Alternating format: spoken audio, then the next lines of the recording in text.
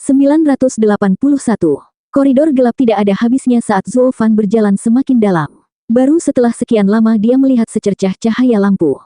Sesampainya di sana setelah lebih banyak berjalan, dia menemukan 15 orang sedang membungkuk dan sebuah meja di sampingnya dengan lampu minyak memancarkan cahaya kuning yang redup. Zuo Fan berkata, "Kalian semua tahu tanah utara lebih baik daripada aku. Saya ingin melihat pantai laut utara. Apa solusimu?" Tuan dapat melihat bahwa sejak pedang tak terkalahkan menerobos masuk ke tanah utara, sekte-sekte berada di ujung tanduk. Penjagaannya sangat ketat di mana-mana sehingga hampir tidak ada orang yang bisa bergerak. Dan kalaupun ada yang pergi, mereka akan ditanyai secara menyeluruh. Gangguan apapun yang mungkin terjadi akan menimbulkan bencana. Seorang pemuda membungkuk kepada Zuo Fan dan melaporkan. Untuk menghindari masalah seperti itu, seseorang harus menjadi bagian dari beberapa kelompok khusus. Salah satunya terdiri dari murid, tetua, dan yang terhormat dari 5 sekte besar di tanah utara, yang dapat datang dan pergi sesuka hati selama aura mereka cocok dengan tanda tangan pada token mereka. Yang lain terdiri dari 3 pedagang besar di negeri ini yang fokus pada persiapan perang. Mereka memiliki 3 rute perdagangan khusus untuk menggunakan dan mengirimkan barang ke setiap sekte, setelah mendapatkan kepercayaan mereka dan dengan demikian dibebaskan dari pertanyaan apapun. Zuo Fan mengerutkan kening sambil berpikir, "Lalu apa yang kamu persiapkan untukku?" "Tuan, kami memang termasuk di antara para pedagang itu, tetapi meminta Tuan membentuk identitas untuk berlindung terlalu sulit. Jauh lebih mudah mengutak-atik laporan pengiriman jalur komersial." Pria itu menyeringai dan menunjukkan tanda. Tidak ada yang tahu bahwa salah satu dari 3 pedagang besar di tanah utara, klan Qian, sebenarnya adalah bidak perdagangan Serene Sores yang dimanipulasi dari bayang-bayang. Ini untuk mencegah kedua negara terlibat dalam perang, sekaligus menghilangkan permusuhan rakyat dan memfasilitasi perdagangan ke tingkat yang lebih besar. Sekarang operasi tersembunyi Serene Sores Trading telah mulai bergerak, klan Qian telah menjadi garis depan kita. Tuan bisa menggunakan sampul pelayan klan Qian untuk bergerak. Ini di sini adalah token dari klan Qian. Tuan hanya perlu menempatkan jejak jiwa di dalamnya. Zuo Fan melihatnya lalu berkata, "Akar Serene Sores Trading begitu dalam. Anda benar-benar datang dengan persiapan." "Hahaha, Pak, kedamaian ada untuk mempersiapkan perang. Dan agar klien besar kami dilayani, kami perlu memiliki jaminan. Ketua lama telah melihat saat-saat ini datang dan telah mengatur tindakan pencegahan. Karena Bailey Jingwei telah bertindak dengan sangat cepat, hal itu memungkinkan perusahaan kami untuk menghadapinya." Pria itu menghela nafas dan menangkupkan tangannya. "Tuan, kami akan menyiapkan transportasi perbekalan 5 hari dari sekarang ke Laut Utara. Semua sekte di sepanjang jalan akan memeriksa konvoi. Dan sementara token membantu, setiap pemeriksaan akan membandingkannya dengan laporan yang mereka miliki tentang transportasi dari klan Qian untuk memverifikasi identitas Anda. Karena itu, saya harus meminta Anda memberi kami nama sehingga kami dapat menjadikan Anda anggota sejati klan Qian di tanah utara." Zuo Fan mengerutkan kening saat dia merenung. Dengan semua tanah melawan area pusat, mungkin bahkan klan Sangguan dan orang-orang dari tanah barat akan muncul. Sebaiknya saya menghindari nama yang biasa. Dan karena itu adalah klan Qian, maka saya akan menggunakan nama mereka. "Qian Fan, bukan Fan." Alis pria itu bergetar dan terkekeh. Tuan benar-benar halus, memperlakukan uang seperti kotoran. Tidak ada yang akan membenci Qian Fan, hahaha. Yang lain ikut tertawa. Zuo Fan mengangguk. "Benar, terkadang lebih banyak uang berarti lebih banyak masalah, hahaha." Qiaoer, masih di dalam toko yang malang, telah menunggu begitu lama dan bosan setengah mati, melihat sekeliling tempat itu. Meskipun tidak ada sesuatu yang sangat menarik bagi pria rata-rata. Sementara Qiaoer, yang melihat dunia untuk pertama kalinya, menganggap segala sesuatunya aneh. Qiaoer menyela saat dia menatap topeng ungu elang, menganggapnya familiar dan menarik. Dia juga seekor burung, jadi topeng elang itu menarik perhatiannya. Tangannya meraihnya di luar kendalinya, tetapi kemudian tangan mungil lainnya meraihnya terlebih dahulu. "Penjaga toko, aku mau yang ini." Qiaoer tersentak dan mengikuti topeng itu saat diambil oleh seorang wanita muda cantik yang melihatnya. Itu milikku." Qiaoer tidak tahu harus berkata apa, hanya saja topeng itu adalah sesuatu yang dia sukai dan sekarang rasanya seperti seseorang mencurinya darinya. Wanita itu mengangkat alis dan menoleh ke arah anak itu dan mata besar yang menggemaskan menyambutnya. "Gadis kecil, hanya karena kamu mengatakannya, itu milikmu. Apakah Anda punya uang untuk itu?" "Apa itu uang? Jadi tidak, hehehe." Melihat anak itu sangat bingung, wanita itu tersenyum lebar saat dia mengeluarkan 10 batu suci di atas meja dan menggoda. "Aku membelinya. Ini milikku sekarang." Qiaoer, masih bingung, memandangi batu-batu itu lalu ke topeng itu dengan kerinduan dan harapan. Qiaoer tidak tahu apa itu, baru saja keluar ke dunia, tetapi penjaga toko melakukannya dengan sangat baik. Menggunakan 10 batu suci di atas topeng tua yang membosankan adalah pamer. Rata-rata murid sekte, bahkan dimuliakan pada saat itu, tidak akan pernah menyombongkan diri sedemikian rupa. Mereka yang menghabiskan uang seperti air adalah keluarga kekaisaran. Tapi dengan kekuatan sekte di tanah utara, keluarga kekaisaran dikendalikan seperti yang dilakukan di tanah barat. Membuang batu suci adalah tren umum, tetapi orang cenderung memikirkan batu suci untuk kedua kalinya. Dan seperti dua negeri lainnya, ada kantong uang dan sampah di mana-mana. Tapi dengan tanah utara terkunci, siapa yang cukup bodoh untuk datang jauh-jauh ke sini untuk menghabiskan uang mereka? Adapun ketiga sekutunya, tim mereka telah menetap di pantai laut utara dan tentu saja tidak di sini. Itu hanya berarti orang ini berasal dari Sword Star Empire. Sambil menggertakkan giginya, lelaki tua itu merasa marah setelah menebak identitasnya. Tapi kemudian dia menghela nafas, membiarkan semua rasa frustrasi merembes keluar dan memberi jalan untuk ketenangan. Nona, bukankah menurutmu memalukan berkelahi dengan seorang anak hanya karena topeng sederhana? Apa itu untukmu? Aku suka berkelahi, Menjulurkan dagunya, wanita itu mengejek dengan alis terangkat.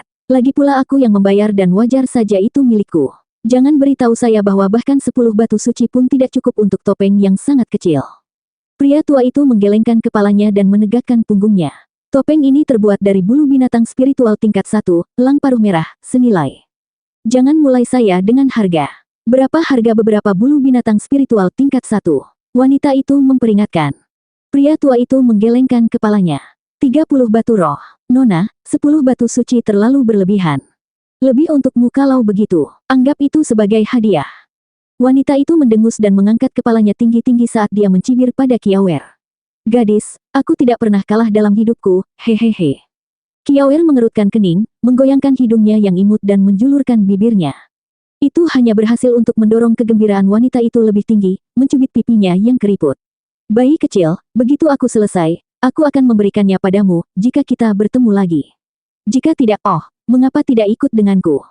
Nona, apakah kamu sekarang seorang budak?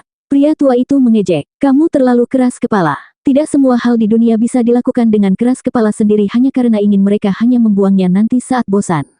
Barang yang benar-benar berharga tidak akan pernah dibuang. Dan saya tidak ingin menjual barang-barang saya kepada seseorang yang bahkan tidak bisa menghargainya. Ambil kembali batu sucimu dan tinggalkan topengnya. Saya memberikannya kepada anak itu. Pria tua itu memasang wajah dingin saat dia mendorong batu suci itu. Kiawer bersemangat, mengambil topengnya. Ini milikku. Dia memberikannya padaku. Wanita itu lebih cepat mendapatkan topengnya terlebih dahulu, saat tangannya melesat ke depan tangan kecil Kiawer. Dia kemudian mengalihkan pandangan gelap ke lelaki tua dengan mata bersinar dengan pembunuhan. Uang untuk barang, selalu begitu. Belum pernah ada orang yang bisa mengambil barang dariku. Bodoh tua, apakah Anda memiliki keinginan mati? Selalu katamu, lebih seperti membuang uang untuk sesuatu yang menarik perhatian Anda hanya untuk membuangnya saat Anda merasa bosan. Lelaki tua itu membalas tatapannya dan mencemooh. Saya percaya jika dia memiliki jiwa, dia tidak akan pernah memilih untuk pergi bersamamu, Nona. Itu lebih baik tidak ada hubungannya dengan orang sepertimu. Tatapan tajam wanita itu tidak pernah lepas dari lelaki tua itu. Ada hal lain yang Anda maksudkan. Hanya siapa kamu? 982. Seorang penjual yang patah hati saat tuan membuangnya. Lelaki tua itu meratap lalu mencemooh. Nona, selain membeli barang, masih ada masalah kemauan untuk memperlancar perdagangan. Saya, bagaimanapun, tidak mau menjualnya kepada Anda tidak peduli berapa banyak uang yang Anda berikan kepada saya. Jadi tinggalkan saja dan pergi. Wajah wanita itu jatuh saat Kiawer menjadi cemas. Biarkan aku memilikinya. Dia memberikannya padaku dan tidak akan menjualnya padamu. Ya, dia tidak akan menjualnya. Sayang sekali. Apa yang saya inginkan, saya beli, bahkan jika dia tidak mau. Dengan haus darah dingin bersinar di matanya dan senyum sinis, dia melepaskan kekuatannya untuk menjepit lelaki tua itu di dinding. Tangan wanita itu mengeluarkan energi pedang, nadanya mematikan. Orang tua bodoh, aku bukan pedagang dan tentu saja tidak di sini untuk menawar. Saya tidak peduli siapa Anda, tetapi Anda akan membayar untuk menentang saya, Wanita itu menjentikkan tangannya dan pedang terbang keluar. Orang tua itu bahkan tidak bisa berkedip di hadapan kekuatan yang begitu besar, menempel di sana di dinding. Dia tahu ini akan terjadi sejak awal, memilih sekarang untuk menyambut kematian yang dia tahu akan datang. Dia selalu setia pada Serene Sores Trading. Untuk menyuarakan kesalahan ketua, dia berani meludahi wajah yang lain dan sekarang dia cukup berani untuk menyerahkan hidupnya untuk ikatan antara tuan dan pelayan. Dia telah melepaskan segalanya dan siap untuk meneruskan. Berhenti. Teriakan datang dari koridor gelap, diikuti oleh suara tenang. Nona, Anda dapat membunuh semua yang Anda inginkan, tetapi cobalah untuk melakukannya di luar si Bright City, jangan sampai Anda ingin memperhatikan kami semua. Wanita itu menyeringai, menatap pintu masuk koridor gelap dengan ejekan. Kamu pikir aku peduli? Nona tidak peduli dengan semua kecuali pendapat satu orang. Zuo Fan berjalan keluar dari bayang-bayang, nadanya datar. Pria itu tidak ingin ketinggalan membuat masalah atau itu akan membuatnya marah. Dan lebih dari apa, topeng lusuh. Hahaha. Kening wanita itu bergetar dan meringis. Hatinya tenggelam dan memikirkan banyak hal sebelum menarik auranya. Pria tua itu merosot dari dinding dan terengah-engah untuk hidupnya. Dia siap untuk mati, tetapi siapapun yang hidup senang telah keluar dengan nyawanya yang masih ada. Menatap tajam ke arah Zuo Fan, wanita itu menyipitkan mata dan mengepalkan tinjunya saat dia menggeram.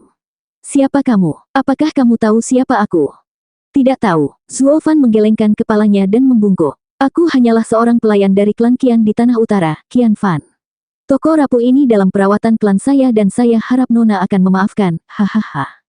Wanita itu menatap tajam. Klan Qian, salah satu dari 3 pedagang besar.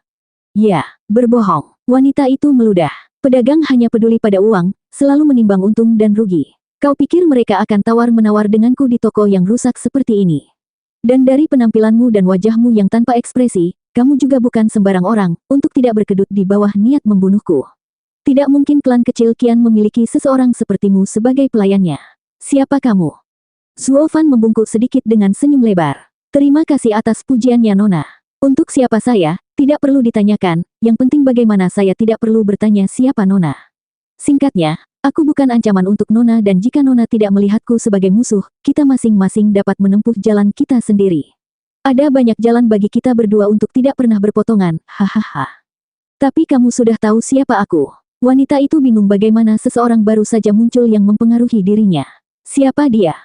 Bagaimana saya bisa percaya Anda tidak bermaksud jahat kepada kami tanpa menyatakan siapa Anda? Zuo Fan mengangkat bahu. Apakah saya benar-benar tahu? Hahaha, Nona, Anda melompati pistol di sini. Aku hanya merasa Nona seharusnya tidak membuat keributan, itu saja. Nona tidak perlu melihatku juga. Mampu memberitahu identitas Anda menunjukkan bahwa Anda tidak perlu tahu lagi, bahwa penyelidikan apapun tidak akan membuahkan hasil dan hanya akan membawa lebih banyak masalah daripada solusi. Apakah itu ancaman? Sebuah peringatan. Dengan seringai tak tertahankan terpampang di wajahnya, mata Zuo Fan memancarkan kilatan tajam. Jika kau pergi ke negeri barat, kau akan menyadari bahwa dunia ini luas dan masih ada orang-orang di atasmu. Bahwa tidak ada seorang pun yang dapat menghindari musibah tertentu. Kehati-hatian selalu dihargai dalam hidup, jangan sampai kecelakaan sekecil apapun dapat meruntuhkan semuanya. Tumbuh terlalu percaya diri tidak membantu siapapun. Kerutan wanita itu bergetar, matanya bingung. Negara barat. Kamu itu, wanita itu tersentak dan meringis karena kesadaran yang tiba-tiba. Mulut Zuo Fan melengkung, memainkan kartu misteri. Nona tidak perlu mengatakannya, ketahui saja. Sebaiknya kita masing-masing menempuh jalan kita sendiri dan tidak membuang semuanya ke dalam kekacauan. Wanita itu merasa berkonflik, tetapi kemudian terengah-engah dan pergi dengan tergesa-gesa. Tunggu, Zuo Fan mengulurkan tangannya sambil tersenyum. Bolehkah Nona berbaik hati mengembalikan topeng putriku? Berhenti sejenak, wanita itu menatap Kiawer lalu mengejek. Putrimu, hahaha. Seseorang yang rata-rata seperti Anda sebenarnya memiliki anak perempuan yang cantik dan menggemaskan. Langit pasti buta. Hahaha, tidak ada yang aneh tentang itu. Ibunya mengambil semua pujian. Cukup dengan kesombongan. Membiarkanmu pergi sudah cukup baik di pihakku. Jangan pernah berpikir Anda akan mendapatkan barang yang saya minati. Wanita itu mendengus dan menolak. Zuo Fan berkata, kalau begitu aku tidak punya pilihan. Di antara para praktisi, semakin banyak teman, semakin banyak pilihan yang Anda miliki. Karena Nona bersikeras membuat keributan, jika terjadi sesuatu dan penyelidikan dimulai karena kamu, pria itu. Kamu bilang kita harus pergi dengan cara kita sendiri, tapi kamu jelas-jelas menyela pihak kita sendiri. Bukan kami yang melakukannya, tapi kamu yang memprovokasi itu. Tatapan dingin Zuo Fan tertuju padanya. Nona, aku sama sepertimu, tidak bisa melepaskan apa yang menarik perhatianku, bahkan jika itu sepeser pun atau pin. Hal yang sama berlaku untuk putriku. Namun, yang membedakan kami adalah bahwa saya tidak memiliki empati atau kesadaran yang menahan saya untuk membuat masalah, tidak seperti Nona di sini. Wajah wanita itu bergetar dan menggeram saat dia menjentikkan tangannya dengan marah, melemparkan topengnya ke Zuo Fan. Kamu belum mendengar yang terakhir dariku. Wanita itu pergi dengan ancaman itu tergantung saat dia menyerbu keluar pintu. Seringai menyeramkan Zuo Fan muncul saat dia menangkapnya, memberikannya kepada Kiawer yang penuh harapan dan bahagia di sisinya. Tuan memiliki keberanian untuk membujuk penyihir itu agar menyerah. Saya kagum. Orang tua itu membungkuk di depan Zuo Fan dengan rasa terima kasih.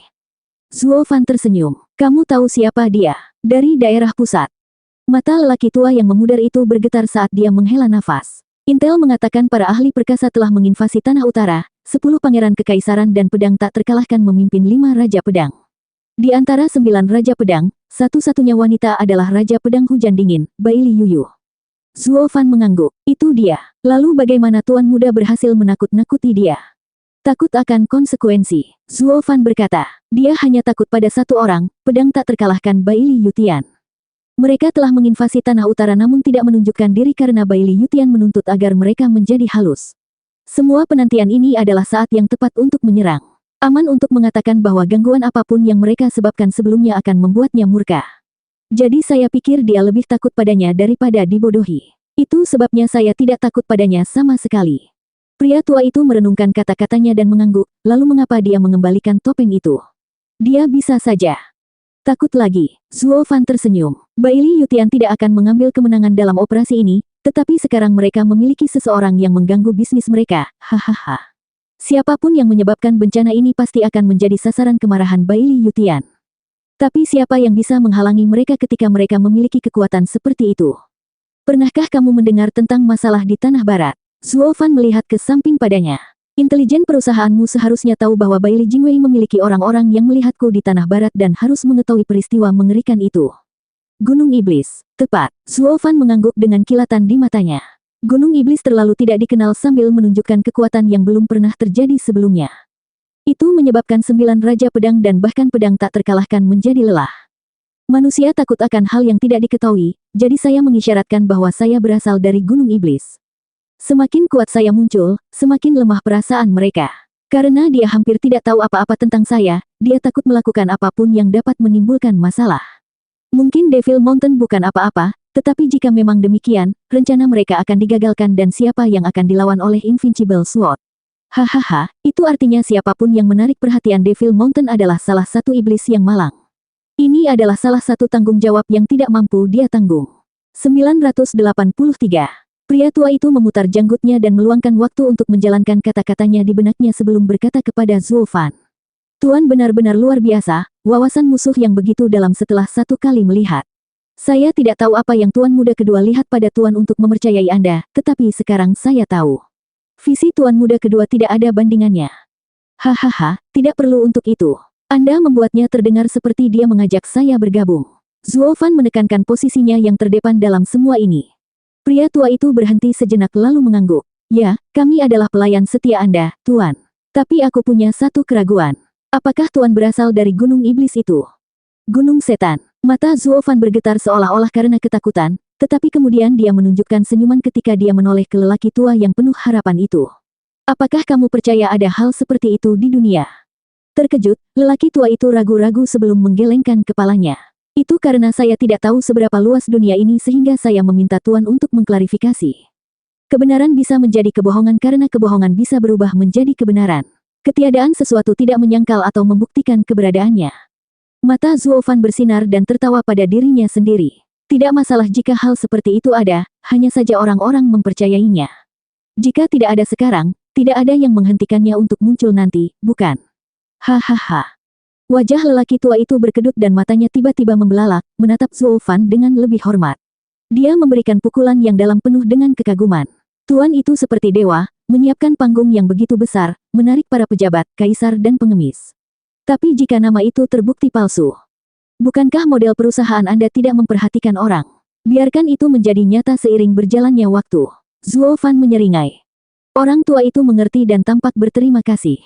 Kembalinya mereka baru saja menerima bantuan dewa, tidak, bantuan pria misterius ini. Zuo Fan telah memberi Serene Sores Trading kesempatan kedua, hanya datang sesekali untuk menunjukkan jalan kepada mereka, untuk memperjuangkan opini publik. Karena dia menginginkan kekuatan yang pergi dari sudut ke sudut dunia, dia tidak bisa membiarkan semuanya dalam perawatan Tuan Muda kedua.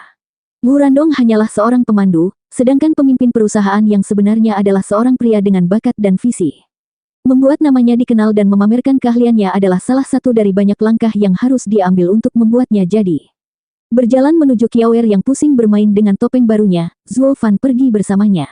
Pria tua itu telah membungkuk selama ini, menyatakan rasa hormatnya yang tak ada habisnya. Penjaga yang sama sekali lagi muncul saat mereka keluar dari toko dan berkata dengan sopan. Tuan, saya telah mengatur tempat tinggal untuk Anda. Silakan ikuti saya. Dia membawa Zuo Fan dan Kiawer ke kamar mereka di mana mereka berkultivasi dengan damai sambil menunggu 5 hari berlalu. Dalam alur yang sunyi, dalam dan tersembunyi, tanpa sedikit pun sinar matahari yang menyinari tanah, rasa dingin semakin pekat, meresap ke dalam tulang seseorang.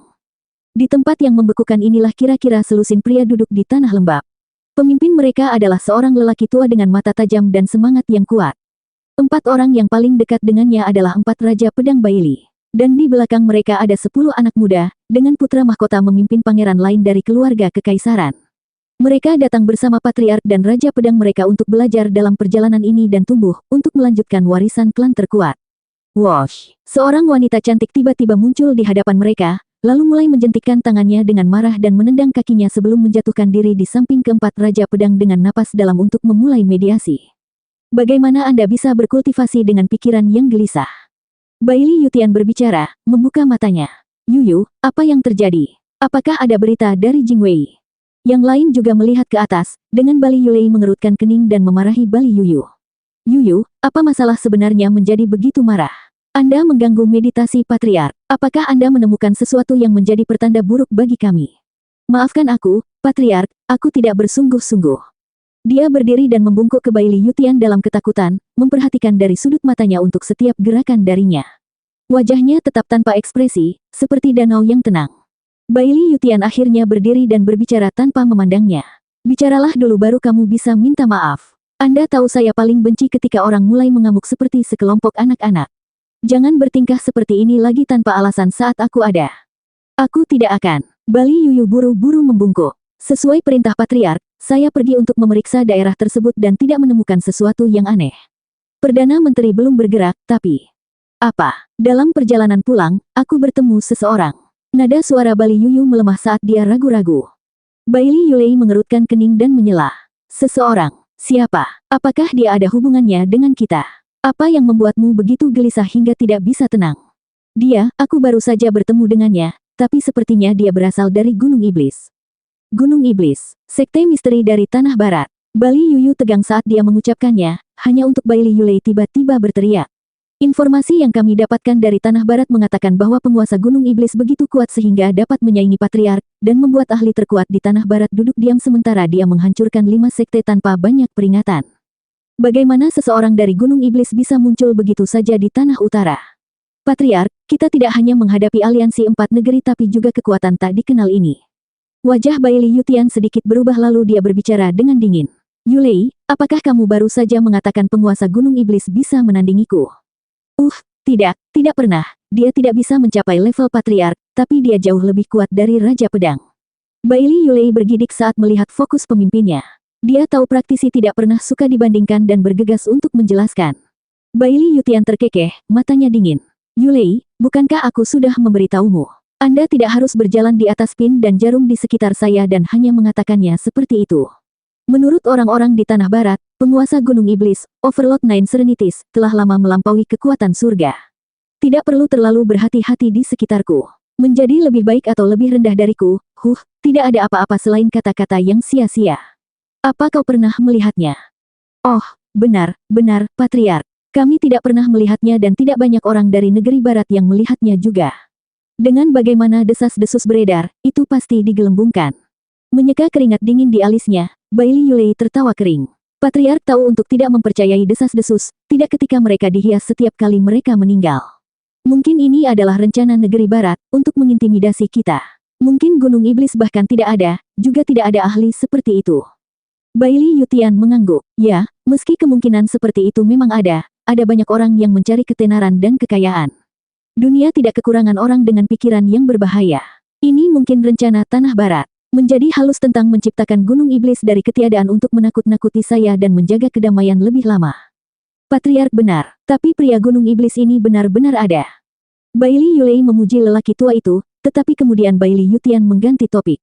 Ini berarti ini bukan skema, karena inti dari misteri yang tak terlukiskan ini tidak jelas dan tidak dapat dipahami. Dengan kedatangan seorang murid, itu berarti Gunung Iblis itu ada. Saya ingin bertemu dengannya. Patriark, kamu ingin bertemu dengannya. Bailey Yulei menangis kaget. Bailey Yutian mengangguk dan matanya bersinar. Saya tidak pernah kalah sekalipun dalam hidup saya yang panjang sebagai kultivator dan telah mencari lawan yang layak dengan pahit.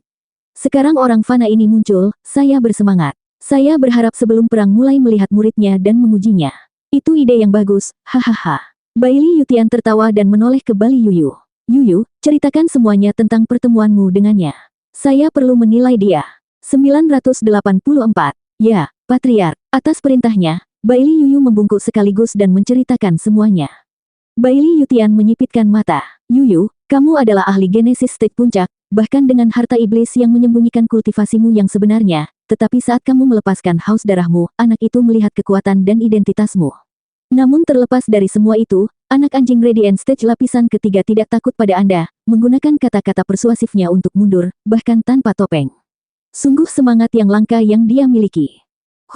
Aku harus mendengarkan peringatan Patriark atau aku sudah lama melepaskan kepalanya dari bahunya untukmu. Kerugian adalah kerugian, tidak ada alasan. Bailey Yuyu mengangkat tangannya dengan marah, tetapi Bailey Yutian membentaknya. Pria itu memiliki keterampilan untuk memahami kelemahanmu dan memanfaatkannya. Anda salah karena tidak menyembunyikannya dengan baik dan hilang tanpa keraguan. Terimalah dan jangan mengamuk padaku seperti remaja. Kamu adalah Raja Pedang, jadi bertingkahlah seperti itu.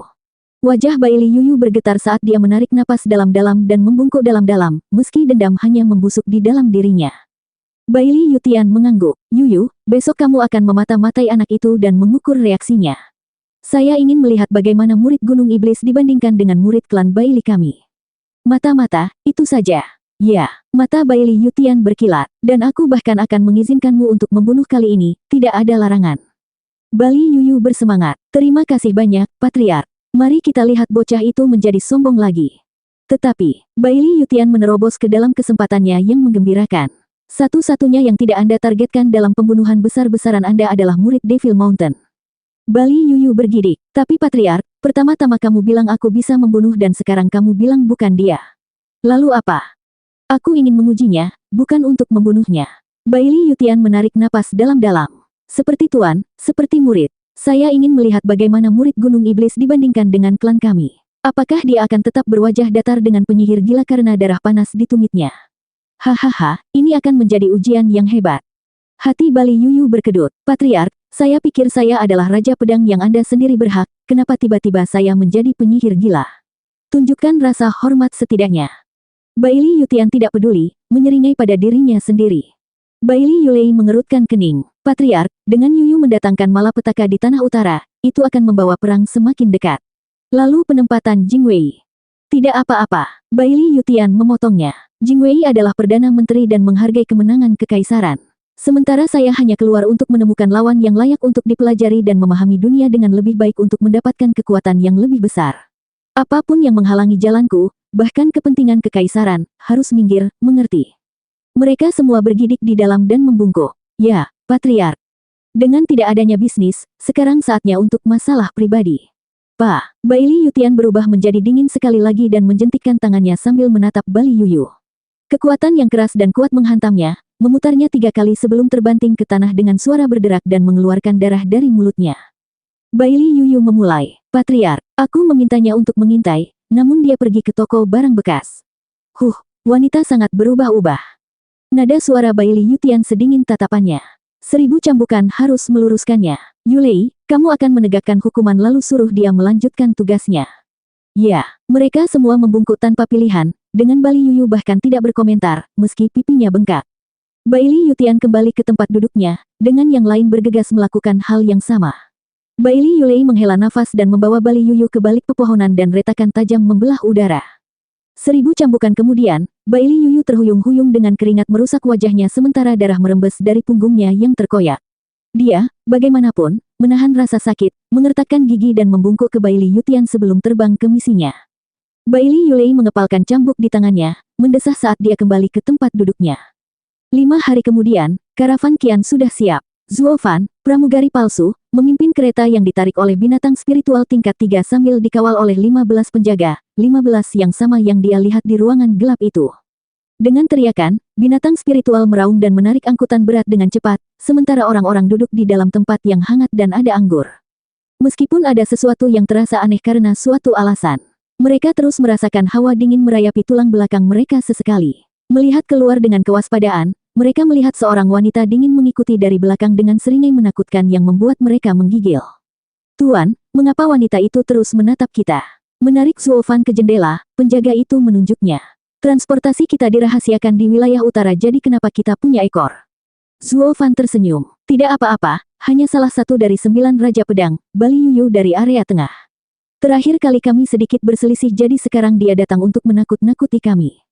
Pria itu hampir memuntahkan darah karena ketakutan. Bali Yuyu, dan tidak masalah jika dia membuntuti kita. Bro, kamu benar-benar memiliki hati yang besar. Wajah yang lain berkedut saat mereka menyaksikan Zuofan dengan kaget. Tidak pernah dalam mimpi terliar mereka mengira Raja Pedang ada di belakang mereka. Apa yang membuatnya lebih buruk? Bos baru bahkan tidak peduli. Apakah ini kebodohan atau keberanian? Orang lain akan mengompol mendengar Raja Pedang menyerang mereka. Zuofan menyeringai dan mengusap kepala Kiawer. Kiawer terkikik, setelah menangkap pandangannya, dan mengejek. Mengapa kamu takut? Dia tidak akan pernah menyentuh kami atau dia telah melakukannya 5 hari yang lalu. Ayah membuatnya marah, namun dia masih mengembalikan topengku. Jika tidak, tentu saja tidak sekarang, jadi santai saja. Kamu bertengkar dengannya saat itu. Semua orang berteriak dan tampak bingung, sebelum membungkuk hormat. Tuan benar-benar luar biasa, bahkan Raja Pedang mundur. Kami kagum. Sekarang kami tahu mengapa Tuan Muda kedua ingin mengikuti Tuan. Zuofan memberi lambaian ringan. Tolong, kamu harus berterima kasih kepada Baili Yutian. Dialah yang mengatur batasannya sehingga 9 Raja Pedang tidak bisa bergerak tanpa izinnya. Boom! Ledakan tiba-tiba yang datang dari belakang mengguncang kereta, menggemuruhkan bumi dan menakuti binatang spiritual. Binatang spiritual tingkat 3 menjadi liar karena suara yang tiba-tiba, melawan dan melepaskan ikatannya. Gerbong itu mulai bergoyang di bawah kaki Zuofan dan yang lainnya dan segera menunjukkan tanda-tanda akan roboh. Mereka meledak di luar dan pemandangan yang tiba-tiba membuat mereka kaget. Kemanapun mereka memandang, lukisan alam yang sebelumnya bersalju dan indah kini hangus hitam berlubang di mana-mana. Dari 5 gerbong, yang terakhir tidak terlihat, bahkan 5 binatang spiritual tingkat 3 tidak menariknya. Orang hanya bisa menebak dengan liar, dari tanah yang menghitam, bahwa mereka dihancurkan dalam ledakan itu. Wajah semua orang berkedut dan lutut melunak karena ketakutan. Seseorang menoleh ke Zuofan dan merengek. Tuan, bukankah Anda mengatakan dia tidak akan? Ya, 5 hari yang lalu dia tidak menyerang, jadi kenapa sekarang? Zuofan tenang. Sepertinya orang tua itu telah melepaskannya. Tapi sampai sejauh mana, itulah pertanyaannya. 985. Wosh! Sosok dingin mendarat hanya 100 meter dari kelompok Zuofan dengan seringai dingin. Semua orang berubah menjadi jeli saat melihat penyihir keji ini, terhuyung mundur. Hanya Zuofan yang tidak hanya berdiri tegak, tetapi berjalan mendekat, dengan senyuman yang tak terlukiskan. Nona, kita bertemu lagi. Bagaimana kabarmu? Bagus, saya harap. Simpan kata-kata licikmu untuk dirimu sendiri. Bali Yuyu menyeringai, mengejek. Nak, bukankah kamu bilang aku tidak akan menyentuhmu? Lihat saja aku. Saya memastikan untuk menghancurkan barang-barang Anda dan membunuh orang-orang Anda. Sekarang giliranmu, hahaha. Tawa Bali Yuyu membuat yang lain kedinginan, sementara senyum Zuofan tidak pernah goyah, perlahan menggelengkan kepalanya saat dia berjalan lebih dekat. Nona, akulah yang menyinggungmu. Yang lain tidak ada hubungannya dengan ini. Mengapa melampiaskannya pada orang yang tidak bersalah, bukan pada saya? Tidak bersalah. Tidak ada orang di sekitarmu yang tidak bersalah. Bali Yuyu mendengus, merasa lucu. Karena kamu sangat peduli pada mereka, aku akan meninggalkanmu untuk yang terakhir sementara aku memeras nyawa mereka di depanmu. Itu salahmu, mereka akan mati, dosa mereka karena bekerja denganmu.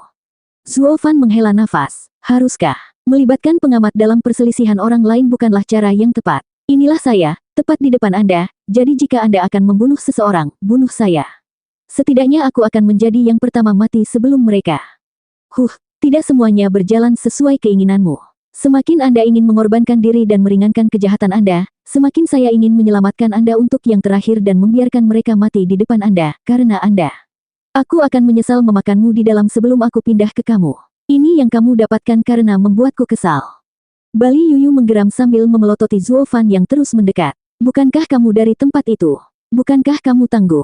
Kenapa, kamu bahkan tidak bisa menyelamatkan beberapa nyawa? Bukannya aku tidak bisa, tapi aku tidak pernah mempertimbangkannya. Zuo Fan telah mencapai Bali Yuyu pada saat ini, hanya 1 meter di antara mereka, saat senyum samarnya semakin lebar. Nona, apakah Anda melukai wajah Anda? Mungkin. Itu tidak cukup untuk orang cantik sepertimu, Nona. Anda harus menggunakan Yuan Qi Anda untuk menambalnya dan tidak membuang waktu untuk sesuatu yang hambar seperti menuai kehidupan. Zuo Fan mengulurkan tangan, mengejar pipi Bali Yuyu yang bengkak dan merah. Bali Yuyu melompat mundur dan berteriak, "Kamu pikir apa yang kamu lakukan? Menyembuhkanmu, Nona, karena terlalu banyak bagimu untuk melakukannya sendiri." Zuo Fan menyeringai, tangannya yang terangkat bersinar hijau dan memancarkan vitalitas. Goresan seperti itu tidak ada artinya dengan kultivasi yang hilang, sembuh dalam sekejap. Tetapi untuk mempertahankannya seperti ini, terlepas dari bagaimana kelihatannya, saya harus melakukannya sendiri sehingga pemimpin Anda tidak akan mencela apapun. Bali Yuyu menggeram dan alisnya bergetar. Jaga dirimu. Ini adalah hukuman patriark. Hanya dia yang memutuskan kapan ini sembuh, dan tentu saja bukan Anda. Apakah aku akan berasumsi bahwa patriarkmu juga yang menghasutmu untuk menyerang kami? Apakah patriark membiarkanmu membunuh sekarang? Zuo Fan tersenyum. Bali Yuyu menyeringai dingin. Benar sekali, tidak ada yang menahanku. Keberuntunganmu telah habis. Apakah patriark menyuruhmu membunuhku juga? Teriak Zuo Fan. Bali Yuyu tersentak, butuh waktu sejenak sebelum tersenyum sinis. Benar lagi, nak, tunggu saja sampai aku membunuhmu. Apakah begitu? Zuo Fan berseri-seri, menggelengkan kepalanya setelah mendapatkan jawabannya. Bali Yuyu menutupinya dengan baik, tetapi sepersekian detik dalam perubahan sikap sudah cukup untuk mengkhianati kebenaran.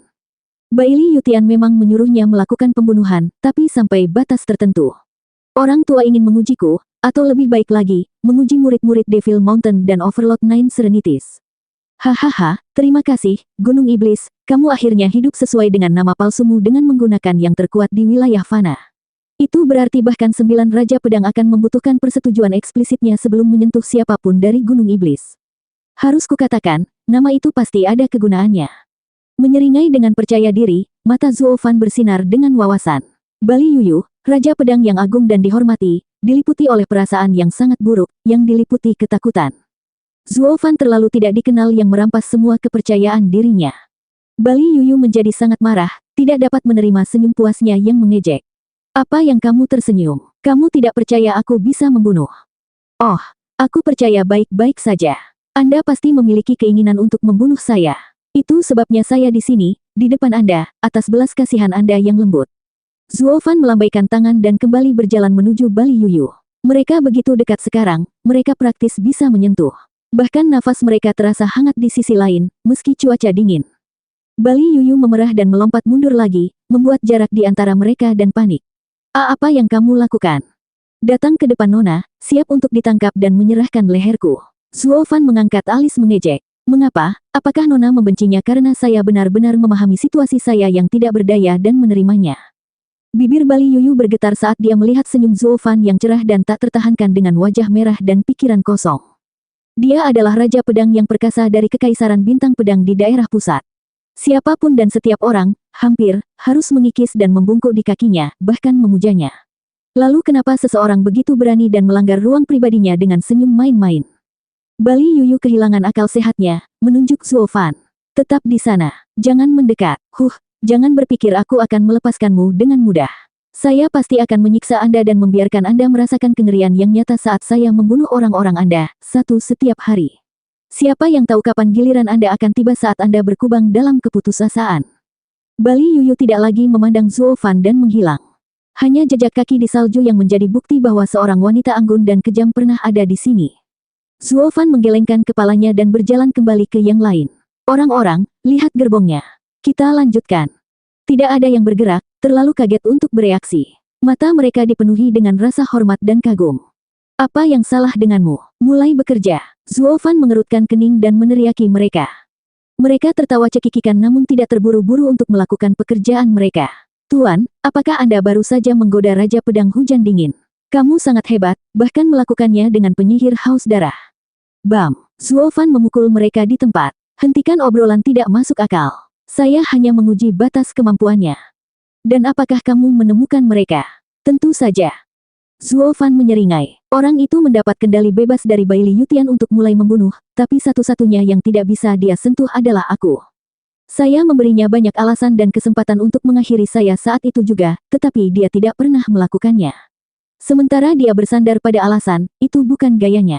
Dengan betapa picik dan cepat marahnya dia kembali ke toko, tidak mungkin dia mengumpulkan kesabaran yang diperlukan untuk mempermainkanku begitu lama. Jadi saya tidak perlu khawatir tentang dia mengejar hidup saya dan dapat terus berjalan. Yang lain menghela napas, lega. Zuo Fan berkedip pada mereka. Itu hanya berlaku untukku saja. Anda semua tidak termasuk. Lalu mengapa Anda begitu nyaman? Berhati-hatilah agar dia tidak menyia-nyiakanmu. Anda salah di sana, Tuan. Seorang penjaga terkekeh gembira. Karena dia tidak akan menyentuhmu maka kami akan aman selama kami tetap dekat denganmu. Itu sebabnya mulai sekarang kita akan makan bersama, tidur bersama, dan berkendara bersama. Saya harap Tuan tidak keberatan, hehehe. Zuo Fan mengerutkan kening lalu mengangguk. Orang yang tajam. Itu rencana yang bagus dengan tingkat keberhasilan yang tinggi. Meskipun jika kita ingin menyingkirkannya untuk selamanya, kita membutuhkan keributan besar dan memaksa pria di belakangnya untuk bernegosiasi. Tidak baik untuk selalu reaktif terhadap tindakan orang lain dan terus-menerus diawasi. Pria di belakangnya. Orang-orang itu berseru. Tuan bermaksud untuk. Zuo Fan mengangguk tegas dengan senyum dingin. Cepat atau lambat kita akan bertemu dengan yang terbaik di negeri ini. Jadi kita akan menggunakan kesempatan ini untuk merasakannya, hahaha. 986. Yuyu kalah. Keempat gerbong itu segera diperbaiki, binatang buas mereka diikat ke mereka dan dilarikan melewati badai salju. Namun, tanpa sepengetahuan mereka, pedang tak terkalahkan Bailey Yutian berdiri di puncak 1 kilometer jauhnya, menyaksikan seluruh peristiwa dengan desahan panjang. Keempat raja pedang berdiri di belakangnya dengan tatapan gelap. Bailey Yutian melirik mereka dan berbicara. Bahkan dengan kekuatan Raja Pedang, dia masih kalah. Apa kamu tahu kenapa? Keempatnya menundukkan kepala, tidak memiliki jawaban, wajah mereka hanya menunjukkan rasa hormat dan hormat saat mereka menunggu Patriark mencerahkan mereka. Putra Mahkota, bagaimana menurut kalian? Bailey Yutian menoleh ke 10 pemuda di belakang. Setelah ragu-ragu, Putra Mahkota segera membungkuk. Patriark, Frigid Rain Sword King telah melangkah maju dan memiliki pemerintahan bebas tetapi di mataku, dia tampaknya yang kalah. Sama seperti bagaimana Gunung Iblis tampaknya telah hilang namun tidak. Frigid Rain Sword King terlalu bergantung pada kekuatan mentah dan mengabaikan permainan pikiran yang bisa digunakan seseorang, memberi lawan keunggulan dan mendorongnya ke belakang dengan memahami kelemahannya. Masalah dengan Raja Pedang adalah mereka semua berotot dan tidak punya otak, seperti mereka berada di puncak dunia. Mereka tidak sadar bahwa di medan perang, tidak ada yang hitam dan putih, selalu berubah dan rumit. Kamu salah, Putra Mahkota. Bailey Yulei menyela sebelum Bailey Yutian dapat menjawab. Dunia ini adalah tentang survival of the fittest. Yang kuat tidak perlu rencana yang berbelit-belit. Elang menjatuhkan mangsanya dalam satu gerakan, harimau menangkap mangsanya dalam satu serangan. Tidak ada ruang untuk ragu-ragu. Hanya tikus yang berkeliaran tanpa terlihat mencari makanan dan burung pipit mencari benih dengan hati-hati. Seni berperang dan semua taktik yang digunakan dalam ketentaraan semuanya didasarkan pada kemenangan melawan lawan yang lebih kuat. Sementara mundur selalu disarankan terhadap seseorang di luar kemampuan Anda. Tapi semua skema dan taktik ini menunjukkan bahwa penggunanya lemah, tidak yakin akan kekuatannya sendiri. Yuyu adalah Raja Pedang, hampir tidak ada yang bisa menandinginya di dunia ini. Dia tidak perlu berpikir keras jika seseorang keluar untuk membuatnya melalui beberapa rencana induk. Hanya orang-orang seperti Anda, Putra Mahkota, yang belum mencapai potensi penuh Anda, yang akan menggunakan cara menyesatkan seperti itu. Bagaimana Anda bisa memahami kebanggaan seorang Raja Pedang, menggunakan kekuatan untuk menjadi yang teratas? Alasan mengapa dia akhirnya kalah dengan kata-kata licik anak-anak adalah karena, Bailey Yulei berbicara dengan jijik dan cemoohan saat dia menegur kaisar masa depan yang masih muda. Butuh waktu lama dalam pidatonya untuk menyadari bahwa dia telah keluar dari barisan, keringat membasahi keningnya, dan kepalan tangannya terkepal. Putra Mahkota hanya menatapnya sambil tersenyum saat dia menggali dirinya sendiri ke dalam lubang. Bailey Yutian berbicara. Apa? Anda tidak bermaksud mengatakan bahwa saya telah menahan Anda, bukan? Apakah itu sebabnya Yuyu tidak bisa menyerang? Jadi itu berarti kehilangannya adalah salahku. Patriark, bukan itu maksudku. Bailey Yulei bergegas membungkuk, menggigil dan disalahkan. Dia hanya seorang Raja Pedang dan tidak berhak meminta pertanggungjawaban Patriark atas apapun. Pidato sombongnya adalah dia menjalankan mulutnya, membiarkan harga dirinya yang berlebihan menguasai dirinya dan mengalihkan kesalahan pada bosnya. Dia pada dasarnya telah menggali kuburnya sendiri. Putra Mahkota tersenyum mengejek. Raja Pedang Guntur, menurutku kamu tidak cukup di atas, hahaha. Wajah Bailey Yulei berubah marah saat dia melotot, tapi hanya itu, menunggu keputusan Patriark. Tenang, kalian semua. Bailey Yutian memberikan gelombang yang mengganggu, melihat Zuo Fan pergi. Tidak ada jawabanmu yang menyentuh esensi. Baik itu kecerdasan atau kekuatan, semuanya bermuara pada keberanian, memiliki sikap yang kuat. Tanpa hati yang berani, tidak ada kelicikan dan kekuatan yang berarti. Orang lain akan ketakutan setengah mati oleh pedang Yuyu, bahkan mempengaruhi mereka yang tampak tenang. Sementara anak itu melawan dan mengambil inisiatif. Tidak ada yang akan terjadi jika dia tidak memiliki keberanian. Juga, aku tidak membiarkan Yuyu menyerang dan dia benar-benar tidak melakukannya. Pengecut tak bertulang. Dia tidak akan memahami Dao jauh-jauh, tidak setelah dia bahkan tidak berani menantang otoritasku. Karena selalu membayanginya, dia tidak memiliki jalan ke depan, berhenti di level ini. Mereka semua gemetar, dengan Bailey Yulei dengan cemas berkata, Patriark, Anda mengatakan tidak mematuhi Anda akan lebih baik. Ya, memang begitu, tapi dia akan mati saat itu. Mata Bailey Yutian berkilat karena kedinginan. Dia menghilang dari tempatnya, membuat yang lain bingung. Apa artinya itu, Patriark? Bahkan jika Anda membiarkan kami berjalan di jalur kami sendiri, kami tidak dapat lepas dari kendali Anda atau kami akan mati. Putra mahkota berhenti dan tersenyum masam. Pedang tak terkalahkan adalah satu-satunya di dunia. Dia terbang mengejar Patriark, yang lain bahkan lebih bingung dan berkonflik. Karavan Zuo Fan telah berbaris selama 3 hari, sesekali melihat keluar jendela, mengambil senyum dingin Bali Yuyu yang mengawasi mereka dari jauh dan membuat semua kecuali dia dan putrinya menggigil. Tuan, penyihir itu terus mengikuti kita seperti lintah. Aku tahu kamu yakin dia tidak akan menyentuhmu tapi siapa yang tahu jika itu akan tetap seperti ini. Seorang penjaga meminta nasihat Zuo Fan. Bagaimana Tuan akan mengatasi krisis ini? Mata Zuo Fan bersinar dan tersenyum. Tidak apa-apa, karena sudah hampir waktunya. Untuk apa? Perhentian pertama karavan dagang kami, Sun Si Sekte. Dia mengambil cangkir tehnya dan menyeruputnya. Semuanya tampak tidak mengerti. Apakah Tuan berencana bersembunyi di sana? Nah, tidak bisa. Sun Si Sekte adalah salah satu dari 5 sekte Tanah Utara, tetapi jauh di bawah bahkan satu Raja Pedang. Mereka tidak pernah bisa melindungi kita. Mereka begitu cepat menutup pintu ketika berita tentang 9 Raja Pedang muncul. Tidak mungkin mereka akan melindungi pedagang. Mereka tidak dapat memahami kata-katanya, tetapi Zuo Fan tidak terburu-buru untuk menjelaskan, memberikan senyuman yang tak terlukiskan saat dia melihat keluar jendela. Dalam 4 jam, sebelum lembah salju, keempat gerbong itu berhenti.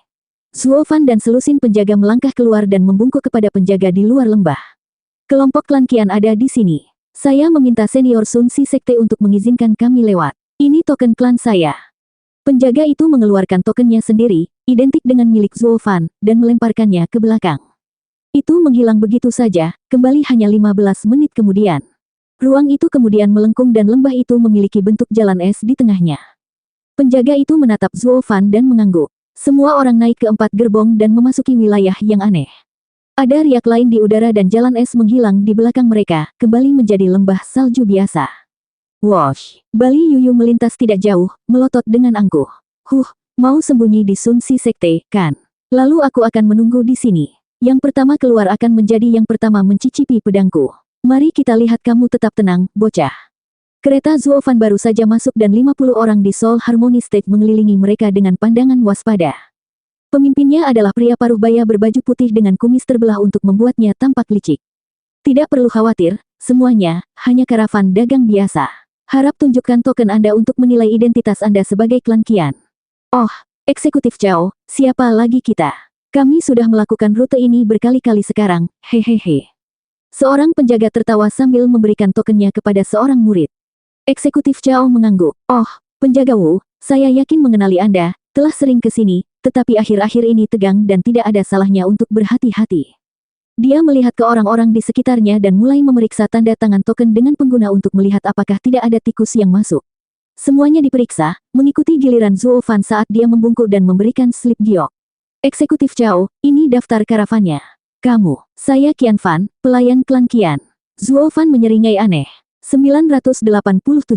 Sambil mengerutkan kening, eksekutif itu berkata, Qian Fan, kenapa aku tidak pernah mendengar tentang klan Qian yang memiliki seseorang sepertimu?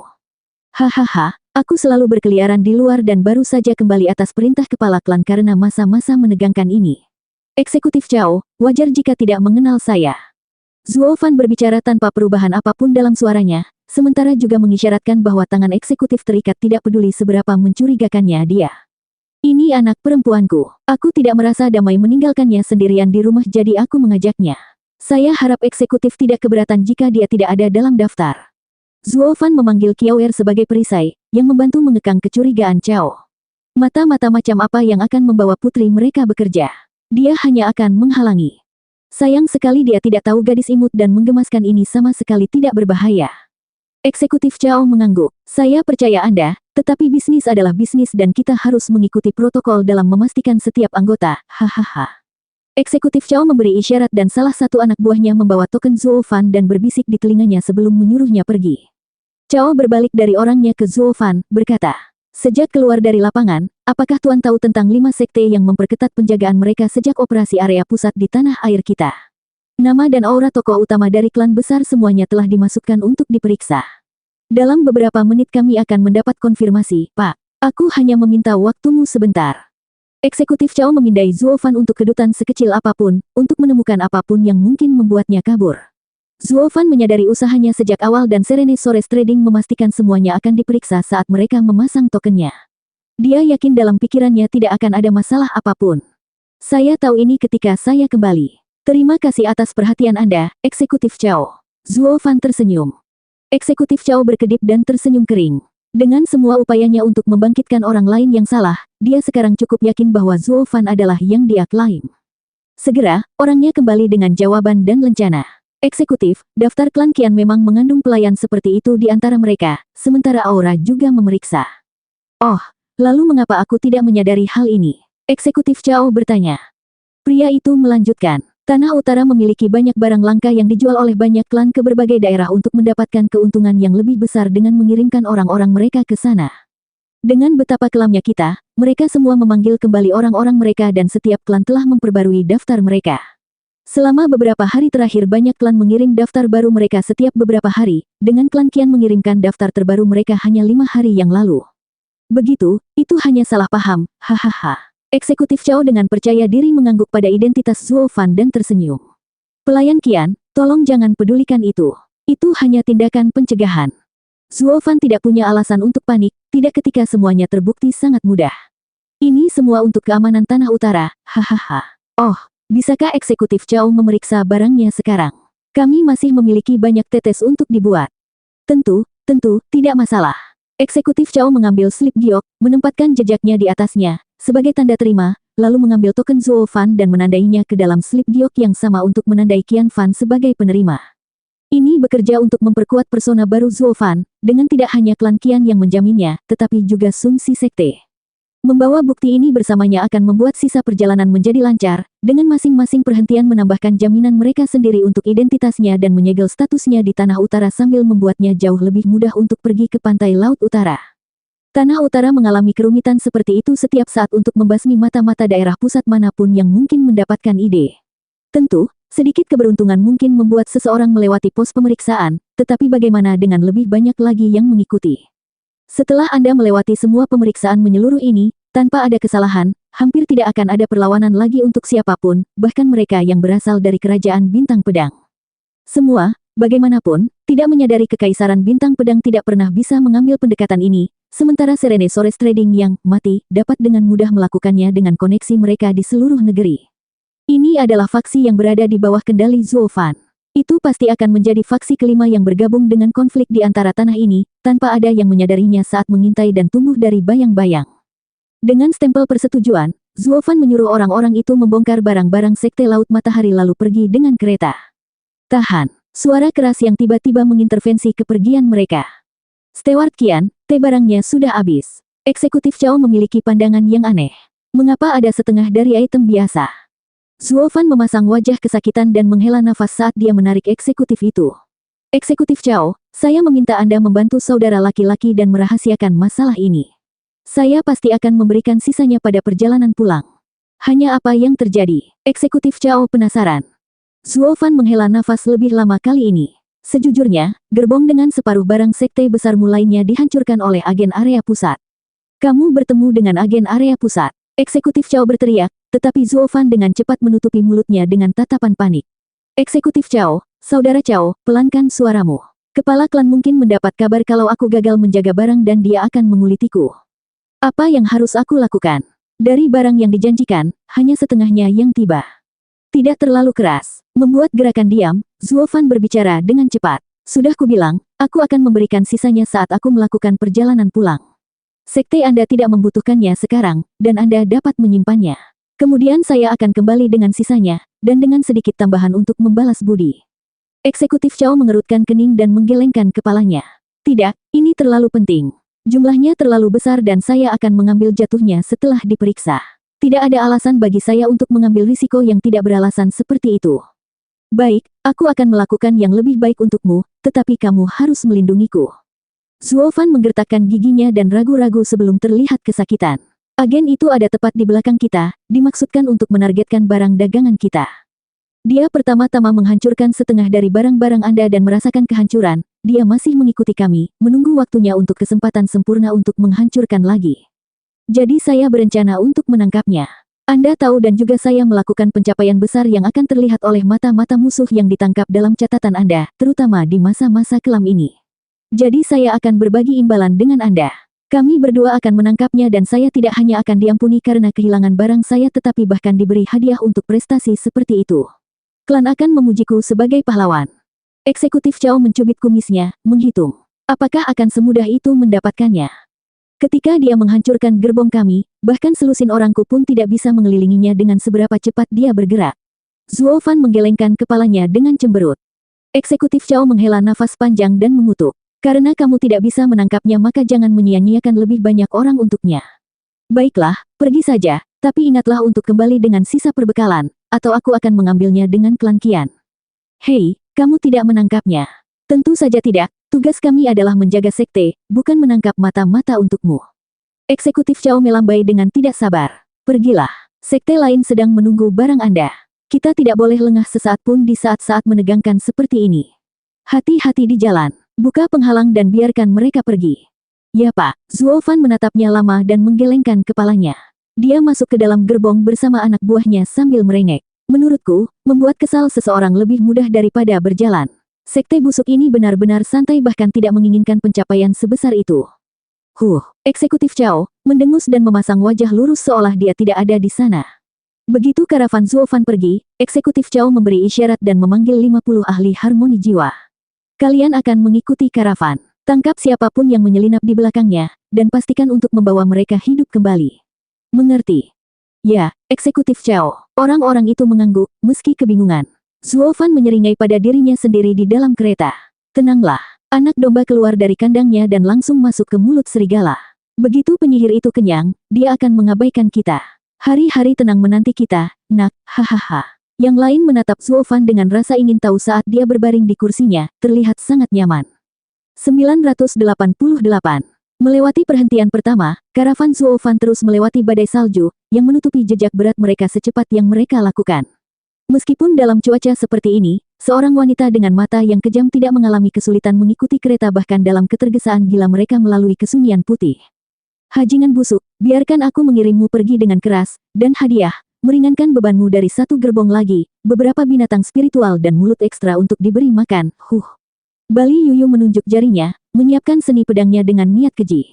Suara mendesing. Lusinan pria berbaju hitam mendarat tepat di depannya sebelum dia bisa menyelesaikan serangannya. Mereka semua memandangnya dengan ejekan saat mereka melepaskan aura perkasa mereka, menunjukkan niat mereka yang jelas untuk menjatuhkannya. Terkejut, Bali Yuyu mengerutkan kening. Dan siapa kalian? Anda berani menghalangi pandangan saya? Hahaha, seorang mata-mata kecil di area pusat berpikir bahwa dia bisa pergi ke daratan utara untuk meledakkan sesuatu seperti yang dia inginkan. Sekarang dia bahkan bertanya mengapa. Kamu pasti buta seperti kelelawar, hahaha. Seorang pria jangkung dan berotot melangkah maju, menjulurkan dadanya yang tercabik-cabik dan menjadi sombong di puncak kultivasi tahap harmoni jiwa yang dia pamerkan saat dia mencemooh teman-temannya. Saudaraku, bicaralah, kurasa aku belum pernah melihat mata-mata yang lebih bodoh darinya. Dia hanya pergi kemanapun, mengabaikan sekelilingnya, membuat keributan dan benar-benar bertanya siapa kita. Jadi bagaimana menurut kalian? Haruskah kita mendidiknya lebih baik, atau? Energi pedang dilepaskan pada detik berikutnya, melewatinya. Dia tersentak sekali dan berhenti, membeku dengan mata serangga tak percaya. Angin yang lebih kuat bertiup, membuat penglihatannya terbelah dua, ambruk di tanah menjadi dua bagian. Isi perutnya hangus, dengan semua darah menguap dan jiwanya hancur. Kakak senior. Ses. Yang lainnya tersentak ketakutan dan shock. Mereka menoleh ke Bali Yuyu dengan ketakutan, tiba-tiba mengasihani diri sendiri. Siapa gadis ini? Tidak bisakah selusin pakar harmoni jiwa menakutinya? Mengapa perbedaannya? Dan ada 50 pria di sini, namun dia baru saja mengalahkan yang terkuat dari saudara-saudara kita. Eksekutif Cao bahkan ingin dia hidup. Sepotong sampah sialan, Anda mengharapkan kami untuk menangkapnya. Merupakan keajaiban jika kita selamat. Semua orang tampak sedih pada Bali Yuyu yang sedingin es, lutut mereka berubah menjadi jeli, pikiran mereka terus-menerus mengutuk dan hanya ingin melarikan diri untuk hidup mereka. Ini seharusnya menjadi pekerjaan yang mudah untuk menangkap mata-mata, jadi mengapa itu membuat kami pergi ke pembantaian? Apa mata-mata normal di luar sana yang memiliki kekuatan konyol seperti itu? Menyelipkan rambutnya ke belakang telinganya, Bali Yuyu memandang mangsanya dengan pesona yang mematikan. Aku memberimu kesempatan untuk menyebutkan namamu, tetapi kamu terus mengoceh tanpa henti, membuatku bosan karena ingin mencari tahu. Jadi kupikir mengubahmu menjadi kuburan tanpa nama akan lebih cocok untukmu, hahaha. Wosh! Baili Yuyu menjentikkan tangannya dan ledakan keras terdengar, menenggelamkan 50 ahli harmoni jiwa yang kuat dalam badai salju dan kemudian mengeluarkan mereka dari bumi ini, tidak meninggalkan setetes darah pun sebagai bukti keberadaan mereka. Boom! Serangkaian ledakan mengejar gerbong Zuofan, mengguncangnya. Para penjaga melihat keluar jendela untuk melihat dari mana getaran itu berasal dengan wajah melongo. Tuan, apa yang terjadi di luar sana sehingga membuat gelombang kejut seperti itu? Serigala membalik dan membuat api unggun untuk domba-dombanya. Abaikan saja dan ayo pergi. Bersandar di kursinya, Zuofan menutup matanya dengan seringai aneh. Yang lain berbagi pandangan, mengangkat bahu, dan karavan itu melaju ke depan. Sementara mereka mengesampingkan peristiwa ini dari pikiran mereka, anggota Sekte Laut Matahari tidak bisa. Lebih seperti mereka tidak punya pilihan, tidak dengan betapa kritisnya itu. Eksekutif Cao berdiri di depan pintu masuk sekte, sombong dan sangat percaya diri dalam kesuksesannya. Berbagi jasa dengan pedagang. Seolah-olah, saat dia mendengar Zuofan membicarakan hal ini, pikirannya dibuat untuk mengambil pujian menangkap mata-mata pusat untuk dirinya sendiri. Dia tidak pernah berhenti untuk berpikir bahwa mungkin ini semua sesuai harapan Zuofan, dan tentu saja memang begitu. Zuofan tidak punya niat untuk memberinya informasi lebih lanjut, dia hanya menyampaikan masalah kepada kambing hitam yang bersemangat ini dengan sangat sempurna, sehingga jika seluruh operasi berjalan ke selatan, tidak ada yang harus disalahkan selain dirinya sendiri. Dan dari suara dan penampilannya, penderitaan baru saja dimulai. Cao eksekutif. Teriakan panik dan putus asa datang dari seorang murid yang baru saja dia kirim, berebut ke eksekutif yang selalu percaya diri dan sombong. Eksekutif Cao terkekeh dan melambai dengan acuh. Apakah Anda mendapatkannya? Hahaha, itu pasti ikan yang luar biasa untuk membuatmu begitu bersemangat, hahaha. Di mana dia? Ibu kan, adalah. Pria itu sangat berantakan, gemetar dan tergagap ketakutan. Eksekutif Cao kesal. Yang mana? Muntahkan. Eksekutif Cao, ikannya terlalu besar, tapi apa? Terlalu besar untuk kita tangani. Dengan tatapan pahit, lelaki itu merasa sulit untuk berbicara. Kakak laki-laki dan yang lainnya, mereka mengepung wanita itu, tetapi ketika tiba saatnya untuk menangkapnya, dia ternyata sangat biadab untuk memusnahkan semua orang. Saya telah menonton dari jauh, bersembunyi, sebelum saya berlari kembali ke sini. Eksekutif Cao, apa yang kita lakukan sekarang? Eksekutif Cao panik. Apakah Anda mengatakan mereka semua mati? Saya tidak percaya. Ini adalah pakar harmoni jiwa yang sedang kita bicarakan di sini, bahkan dengan yang terkuat di puncak. Bagaimana bisa mereka semua mati begitu saja? Bukankah dia dikelilingi oleh selusin pedagang soul harmoni saat itu, dia kabur. Eksekutif, mungkinkah Pak memiliki informasi yang salah? Penyihir itu terlalu kuat untuk diusir. Faktanya, kami tidak bisa melarikan diri bahkan jika kami mau. Pria itu terisak. Eksekutif Cao tercengang, tetapi segera dia sadar. Saya tidak punya cara untuk menjelaskan hilangnya 50 ahli soul harmoni. Saya juga tidak akan mendapatkan jasa besar ini. Saya hanya bisa pergi mencari Penatuali. Ya, dia. Eksekutif Cao bergumam sambil dengan panik berlari ke sekte itu, pikirannya tertekuk. Seorang lelaki tua keriput duduk di sofa di sebuah ruangan mewah, Eksekutif Cao di sisinya. Eksekutif Cao, keserakahanmu telah membuatmu kehilangan 50 ahli. Dan sekarang kamu tidak bisa memikul tanggung jawab, kamu datang kepadaku. Pria tua itu mengejeknya. Menyeka alisnya, Eksekutif Cao tertawa terbahak-bahak saat dia membungkuk. Penatuali sangat cerdas. Saya hanya berpikir untuk mengambil mata-mata dan tidak ingin mengganggu tetua. Setelah mata-mata itu ditangkap, tentu saja itu adalah jasa Tetuali, terima kasih atas kepemimpinan Anda. Saya tidak pernah bisa mengambil semua pujian, hahaha. Cara yang cukup bagus untuk mengatakannya, tetapi semuanya menjadi berantakan. Apakah Anda mengharapkan saya untuk membersihkan setelah Anda? Penatuali mengejek dengan kilatan tajam di matanya, melihat kepala eksekutif Chao yang terombang-ambing. Hanya seorang ahli Genesis Stage yang dapat membunuh 50 ahli Soul Harmony begitu cepat.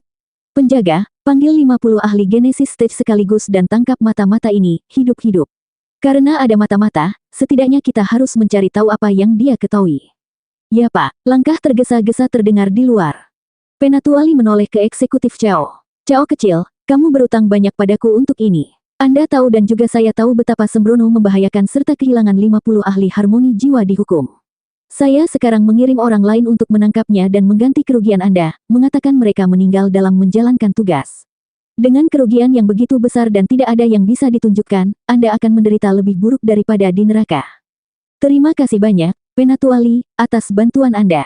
Aku tidak akan pernah melupakan kebaikanmu. Eksekutif Chao membungkuk dan tersenyum. Namun, pikirannya melukiskan gambaran yang berbeda, salah satunya tentang kemarahan. Aku tidak hanya kehilangan kesempatan besar untuk berprestasi, tapi bahkan berakhir dengan hutang. Persetan. Qian Fan, kamu menyebut informasi itu. Tidak ada yang akurat tentang itu. Eksekutif Chao dipenuhi dengan dendam, tetapi malah tersenyum cerah, senyum yang sangat menyakitkan. Penatuali berdiri di sampingnya, seperti orang tua yang melindungi anaknya. Sayangnya, segala jenis keunggulan yang dia rasakan di sini akan segera dihancurkan, dan dicecerkan oleh Flubing, mengiring domba sekali lagi untuk menangkap serigala buas.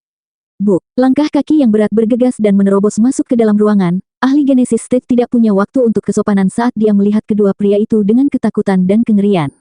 Penatuali, ini buruk, sangat buruk. 50 ahli kejadian yang Anda kirim semuanya mati. Apa? Penatuali tersentak kaget, rahangnya membentur lantai. 989. Mempertahankan pandangan itu beberapa saat lebih lama, Penatuali kesulitan bereaksi. Baru kemudian dia menoleh dengan kaku ke eksekutif Chao dengan kedutan mata. Chao kecil, apakah kamu yakin itu, mata-mata? Kurasa, tebak otak kacangmu, Pak. Penatuali memukulnya dengan sangat keras saat dia mengutuk. Atas nama semua yang suci, apakah kamu mencoba membuatku terbunuh juga? Apa mata-mata di luar sana yang memiliki kekuatan seperti itu, menghapus 50 ahli kejadian dari bumi hijau surga ini? Minimal dia harus menjadi Genesis State puncak. Dan kamu, Anda datang kepada saya tanpa mengetahui kekuatannya. Sekarang Anda membuat saya menderita hal yang sama dengan kehilangan begitu banyak pria. Penatuali menggeram dan eksekutif Chao hanya membuat dirinya kecil dan meringis di bawah serangan verbal, menyatakan bahwa dia tidak bersalah dalam pikirannya. Bukan aku yang menemukan mata-mata itu, tapi Qian Fan yang memberitahuku. Selusin kultivator Soul Harmony Stage membuatnya takut. Tapi sekarang segalanya berubah dari buruk menjadi lebih buruk. Pertama kehilangan 50 ahli harmoni jiwa dan sekarang lagi kehilangan 50 ahli, tetapi satu tingkat di atas itu. Dengan lubang seperti itu dalam catatan salah urus mereka, keduanya tidak memiliki cara untuk menutupi atau meluruskannya. Cari bantuan terbaik. Eksekutif Chao menundukkan kepalanya dalam diam. Dia hampir tidak memiliki kekuatan sebagai eksekutif untuk menangani bencana ini dan hanya bisa duduk di sana seperti patung dan mendengarkan yang lain. Penatuali sangat tegang dan kesal karena masalah ini, dia menginjak-injak seluruh ruangan. Kadang memelototi eksekutif Chao yang gemetaran, meski ini bukan waktunya untuk curhat. Dia membutuhkan sesuatu untuk membuat kerugian itu terlihat perlu, bukan hanya karena mereka dikirim untuk mati. Setelah lama berpikir keras, Penatuali menarik napas dalam-dalam dan berjalan keluar. Ikuti saya. Eksekutif Chao bergegas seperti anak anjing yang lemah lembut. Di sebuah ruangan yang dipenuhi dengan bau memabukkan dari semua jenis pil, seorang lelaki tua berambut putih dengan wajah gagah dan mata terkejut, berteriak. Apakah yang kamu katakan itu benar? Kehilangan begitu banyak pria maka orang itu pasti luar biasa. Ya, Yang Mulia Ma, dia harus menjadi anggota penting dan bukan hanya mata-mata biasa. Penatuali membungkuk di sampingnya dengan tatapan cerah, seperti iblis yang baik di bahunya. Dia pasti memiliki misi khusus untuk datang ke Tanah Utara. Kami memang menderita banyak kerugian, tetapi yang harus kami lakukan hanyalah menangkapnya dan itu akan menjadi pencapaian terbesar kami di Tanah Utara. Itu tidak akan berhenti hanya pada pemimpin sekte kami, atau 4 sekte lainnya, tetapi kami bahkan akan mendapatkan rasa hormat dari tanah lain di aliansi kami. Yang Mulia Ma, Anda adalah salah satu dari 10 yang mulia di sekte kami, tetapi dengan melakukan prestasi seperti itu akan mengirim Anda ke 3 besar. Yang Mulia Ma terdiam, menekan eksekutif Chao dan merasa perlu untuk berbicara untuk menyeretnya ke dalam ini. Ya, Penatuali benar. Ini adalah kesempatan seumur hidup dan membiarkannya berlalu hanya akan membuat orang-orang terhormat lainnya memanfaatkannya. Tolong buat keputusan cepat, Yang Mulia Ma. Meskipun kedengarannya bagus, aku khawatir dia sudah berada di puncak kekuatan dan tidak bisa ditangani. Yang Mulia Ma mengerutkan kening, termenung, pria yang berhati-hati dan lelah. Penatuali menyemangati. Keberuntungan berpihak pada yang berani, Yang Mulia Ma. Dia hanya ahli genesis puncak. Akan sangat mudah bagi Anda untuk mengikatnya dan membawanya kembali, terutama dengan 10 orang terhormat lainnya. 10 lawan 1 pada kultivasi yang sama pasti akan menghasilkan kemenangan. Satu-satunya risiko yang dapat menimbulkan operasi ini adalah jika dia meledakkan. Kata-katamu memang masuk akal. Memikirkannya lagi, minat Yang Mulia Ma tumbuh, tetapi tidak cukup. Tapi jika dia bukan hanya ahli puncak dan malah salah satu dari 9 Raja Pedang di pusat. Penatuali menepis kekhawatirannya dengan lambaian tangan. Yang Mulia Ma, Anda terlalu memikirkan banyak hal. Mengapa begitu rendah jika dia adalah Raja Pedang yang sebenarnya? Mengapa menyelinap di belakang karavan? Saya percaya dia tidak ingin kita menemukannya karena dia tidak dapat mengambil sekte kita. Itu tidak seperti sikap Raja Pedang yang sombong dan menjengkelkan. Yang Mulia Ma, tidak perlu terlalu khawatir, tangkap saja dia. Yang Mulia Ma memikirkannya lagi dan kemudian mengangguk. Tunggu di sini. Saya akan mengundang beberapa orang terhormat untuk membantu menangkap mata-mata area pusat ini, untuk kemuliaan sekte kita. Yang Mulia Ma menjentikkan lengan bajunya dan menyerbu keluar pintu. 2 lainnya membungkuk. Selamat, Yang Mulia Ma, atas keberhasilan Anda menjadi 3 yang terhormat. Yang Mulia Ma segera pergi dan keduanya menghela nafas. Sialan, berikan penghargaan kepada yang lain lagi. Ya, Eksekutif Chao bergumam. Wajah Tetua Li jatuh dan menamparnya lagi. Ya, pantatku. Dasar orang bodoh yang tidak berguna, ayo, kita harus menunggu di pintu masuk untuk mengucapkan selamat kepada Yang Mulia Ma saat dia tiba. Penatuali, selamat. Itu cukup darimu. Anda masih ingin sedikit setelah semua ini. Anda tidak dapat memiliki kue dan memakannya juga. Bersyukurlah jika kita bahkan mendapatkan remah-remah. Paling tidak, kamilah yang memasok intel ini. Alis Tetuali bergetar, menatap tajam ke arahnya dan mengejek. Jika kita bahkan tidak bisa melakukan sesuatu yang sederhana seperti itu, kita mungkin tidak akan mendapatkan remah-remahnya, orang tua itu akan menelannya utuh. Kamu mungkin baik-baik saja dengan itu, tapi bukan aku, Penatuali menjentikkan lengan bajunya dan pergi. Eksekutif Chao membutuhkan waktu sebelum akhirnya berseru dan mengejarnya. Tentu saja, dengan ikan sebesar itu, pasti ada sisa, hahaha. Kedua lelaki tua pencuri kredit itu menantang angin yang menggigit, salju yang sedingin es melempari kulit mereka, menunggu dengan keberanian seperti itu di depan pintu masuk sekte, untuk menyanyikan 10 pujian yang terhormat saat mereka kembali, menyedot mereka bahkan untuk sedikit hadiah. Padahal kenyataan jarang sesuai dengan keinginan orang. Seperti keberuntungan, mereka melawan gunung dengan sangat keras, tidak ada yang mereka lemparkan ke sana yang membuat penyok di dalamnya. Mereka telah menunggu selama 1 jam penuh sebelum penghalang sekte dibuka dan kedua tetua menyala, memperbaiki pakaian mereka untuk penampilan terbaik mereka. Apa yang menyambut mereka adalah Yang Mulia Ma yang paling akrab dan bersemangat dalam misinya untuk menangkap mata-mata itu. Yang Mulia, bagaimanapun, tidak terlihat begitu bersemangat pada para tetua. Menilai dari pakaiannya yang rusak, kepulangannya yang menyedihkan dan panik, itu sama sekali bukan kegembiraan di antara banyak pikiran yang mengalir di kepalanya. Yang Mulia Ma, kamu. Penatuali mulai dengan pandangan yang diharapkan. Apakah Anda mendapatkannya? Yang Mulia Ma memberikan 2 pukulan keras pada mereka berdua, membuat mereka terlempar. Dia juga tidak lupa mengutuk. Kamu berani menunjukkan wajahmu kepadaku. Persetan denganmu dan semua kerabatmu. Sungguh, tidak ada yang membuat Anda gagal lebih dari orang bodoh Anda sendiri. Anda datang kepada saya untuk mendapatkan mata-mata tanpa memiliki gambaran yang jelas tentang apa yang kita hadapi di sini. Aku harus mencekikmu di sini dan sekarang. Yang Mulia, Anda tidak bermaksud mengatakan bahkan Anda gagal. Penatuali tersentak kaget. Pembengkokan penghalang sekte Laut Matahari yang tiba-tiba, dan ledakan berikutnya, memotong suaranya. Dengan menghilangnya penghalang, apa yang muncul di depan mereka adalah gambar anugerah dalam bentuk seorang wanita lembut namun memiliki mata dingin, wajahnya yang halus dalam topeng kemarahan. Yang Mulia Ma melarikan diri tanpa ragu-ragu, tidak ingin melakukan apapun dengan orang luas ini. Suara mendesing. Ribuan orang mendarat saat itu, seperti yang ditunjukkan oleh para ahli sungsi sekte untuk melawan penyerang, melepaskan semua kekuatan mereka kepada wanita itu. Namun, dia hampir tidak peduli, tatapannya yang sedingin es tertuju pada Yang Mulia Ma yang ketakutan. Dia kehabisan darah. Buk, langkah-langkah yang jelas dan gemilang bergema saat seorang pria paruh baya berjubah mewah berjalan di depan orang banyak, memelototi wanita itu. Saya adalah pemimpin sekte dari Sekte Laut Matahari, Bu Xingyun. Siapa kamu Nona? Apakah kamu tidak takut mati? Bu Xingyun dari Sekte Laut Matahari. Wanita itu mengejeknya. Kamu punya nama yang tepat untuk situasimu, sial. Aku punya masalah dengan bocah itu dan telah mengikuti karavannya. Aku tidak punya hubungan apapun dengan kalian. Namun kenapa kau menggangguku berkali-kali? Berdengung seperti lalat mulai membuatku kesal.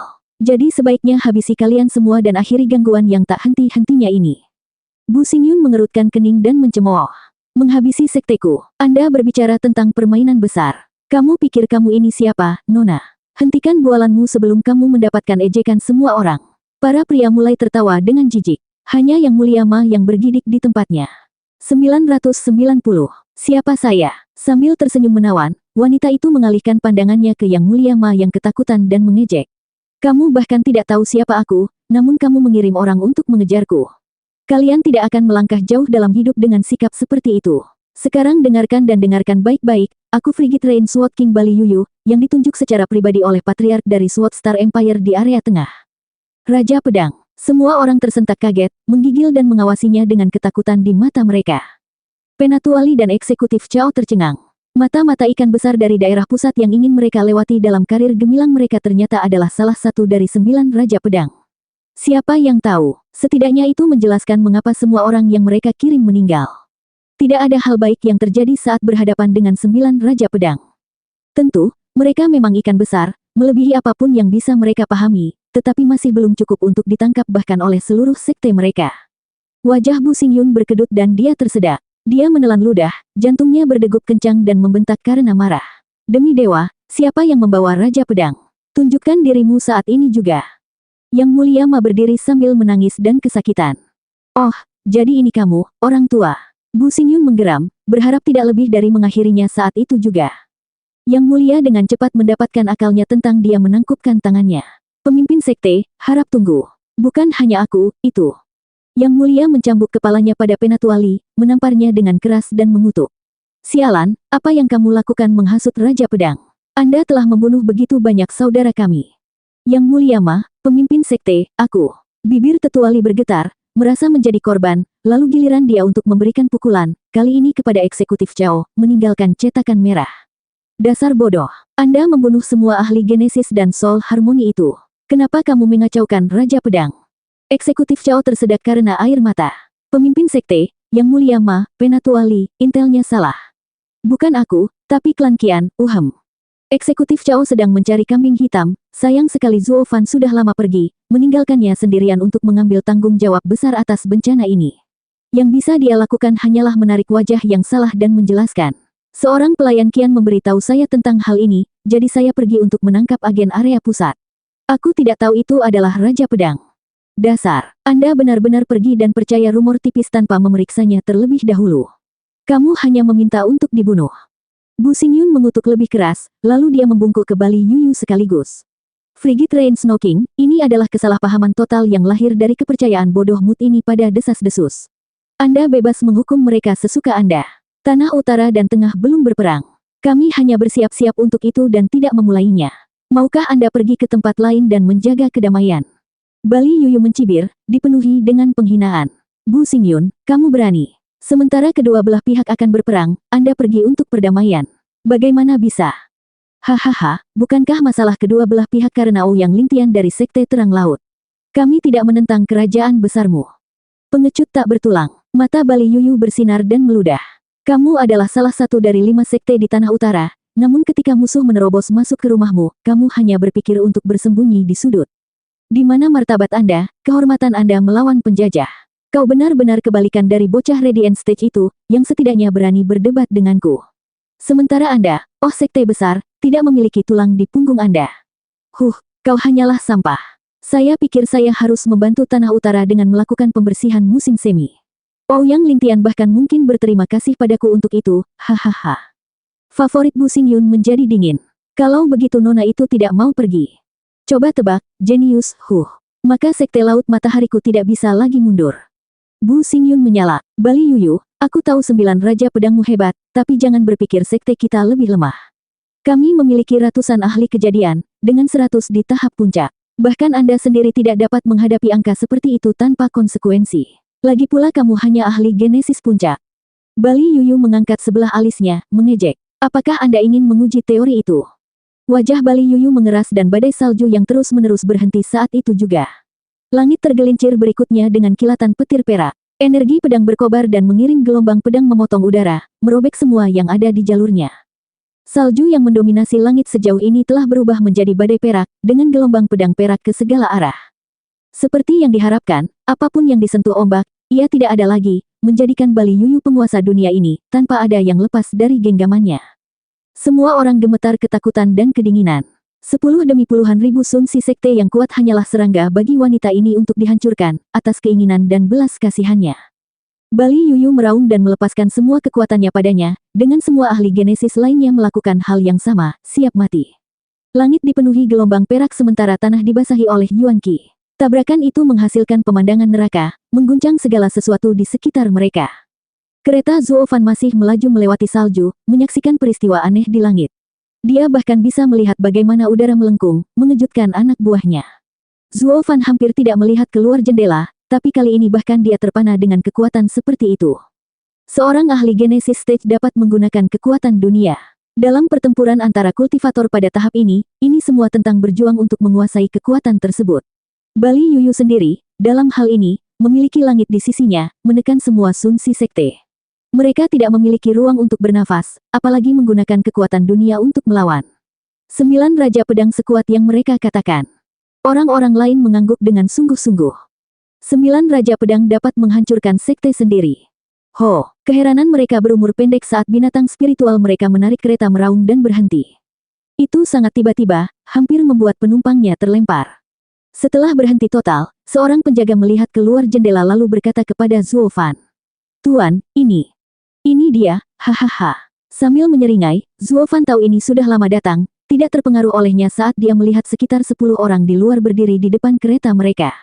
Yang memimpin adalah seorang lelaki tua setinggi 3 meter, sementara yang lain menjaga sikap hormat di belakang. Seorang penjaga mengerutkan kening. Siapa mereka? Apa yang mereka inginkan? Siapa yang kita tunggu-tunggu muncul? Sambil memegang tangan Kiawer, Zuo Fan menarik napas dalam-dalam dan keluar dari kereta. Dia memandang lelaki tua tangguh itu dengan mata berbinar. Pedang tak terkalahkan Baili Yutian, akhirnya kita bertemu. Apa? Penjaga itu tersentak kaget. Itu yang terbaik di semua negeri. Apa yang dia lakukan di sini dari semua tempat? Mengapa kami? Mereka masih ragu dengan perkembangan ini, dengan Zuo Fan tersenyum sambil menunjuk ke tim lelaki tua itu. Perhatikan baik-baik sekelilingnya. Yang lainnya membeku di tempat saat realisasi. Gelombang perak Bali Yuyu telah menyebar ratusan mil dari sekte Laut Matahari, namun hanya ruang di sekitar lelaki tua itu yang masih tenang. Itu seperti perbatasan dua dunia, memotong badai dahsyat di luar dari kedamaian di dalam. Kurasa hanya ada Baili Yutian di bumi ini yang bisa mengatasi kekuatan Raja Pedang dan tidak membiarkan kekuatan dunia diganggu dengan cara apapun.